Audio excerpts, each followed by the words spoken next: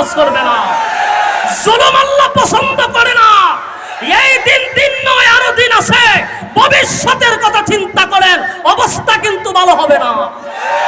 যেই পরিমাণ মানুষের বিরুদ্ধে ক্ষোভ সৃষ্টি করছেন, মানুষ ঘরে বসে থাকবে না। বঙ্গবন্ধুর মতো ঘোষণা দিবে, যার যা কিছু আছে সব নিয়ে মাঠে নামো, কেউ ঘরে বসে থাকবে না। সেদিন পালাইবার রাস্তা পাবেন না। কোন বিচার আছে বাংলাদেশে? বিচার নাই। আজকে বাংলাদেশের যে পরিস্থিতি, একমাত্র বিচার ব্যবস্থার কারণে। এবং আল্লাহর গজব শুরু হয়েছে। গজব গজব কেন জানেন? যেদিন আমার নবীকে গালি দিছিল এক পুলিশ কর্মকর্তা, সেদিন যদি বাংলাদেশের প্রধানমন্ত্রী তার সঠিক বিচার করত, আজকে বাংলাদেশে আগুন লাগতো না। এই অভিশাপের কারণে আজকে বাংলাদেশের রণক্ষেত্র শুরু হয়ে গেছে।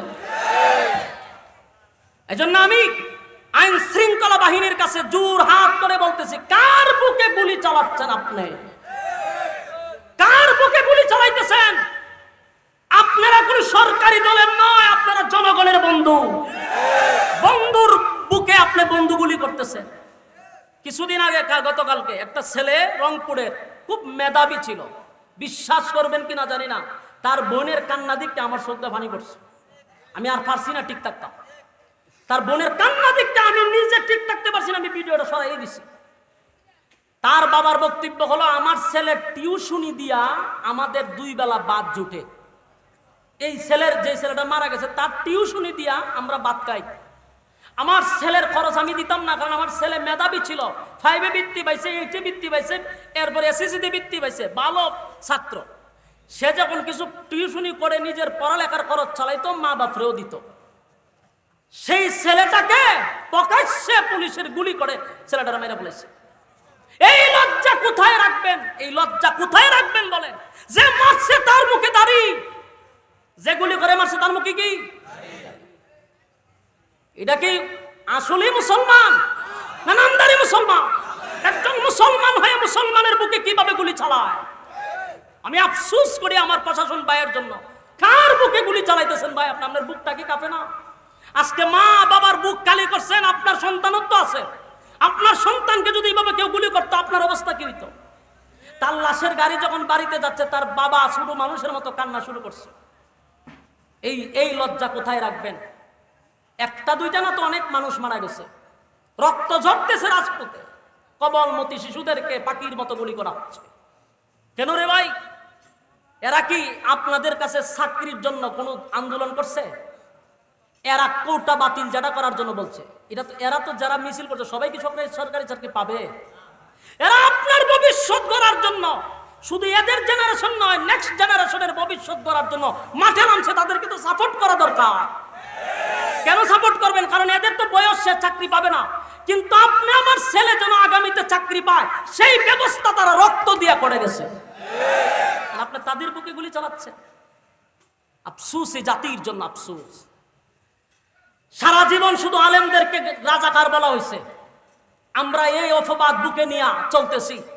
আপনারা প্রতিবাদ করেন নাই। আল্লাহর কিলীলা, এখন আমরা খালি রাজাকার কয় না রে ভাই, এখন শার্ট প্যান্ট ওয়ালারও রাজাকার কয়।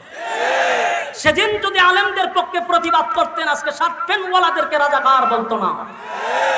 একটা সময় বাংলাদেশের দল ছাড়া সবাই রাজাকার হবে। এজন্য খুব সাবধান। আমি প্রশাসন ভাইদেরকে বলি, আপনারা শ্রমিকদের গামের টাকা দিয়ে আপনাদের বেতন দেওয়া হয়, আপনাদের টাকা দেওয়া হয় জনগণের টাকা দিয়ে, আর আপনারা সেই জনগণের বুকে গুলি মারতেছেন। আল্লাহ বরদাস্ত করবে না, আল্লাহ বরদাস্ত করবে না। জুলুম আল্লাহ পছন্দ করে না। এই দিন নয়, আরো দিন আছে। ভবিষ্যতের কথা চিন্তা করেন, অবস্থা কিন্তু ভালো হবে না। যেই পরিমাণ মানুষের বিরুদ্ধে ক্ষোভ সৃষ্টি করছেন, মানুষ ঘরে বসে থাকবে না। বঙ্গবন্ধুর মতো ঘোষণা দিবে, যার যা কিছু আছে সব নিয়ে মাঠে নামো, কেউ ঘরে বসে থাকবে না। সেদিন পালাইবার রাস্তা পাবেন না।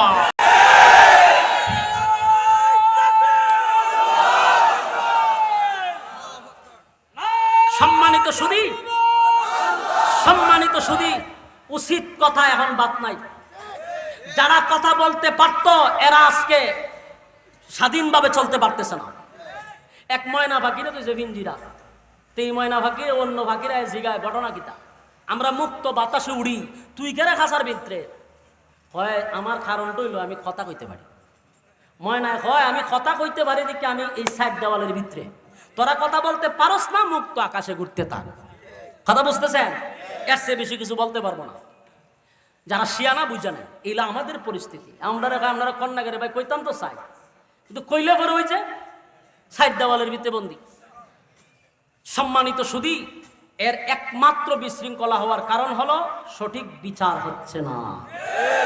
বিচার সঠিক করুন। অপরাধী আপনার দলের হোক, আপনার মামাত্ম ভাই হোক, খালাত্ম ভাই হোক, সবার জন্য বিচার সমান।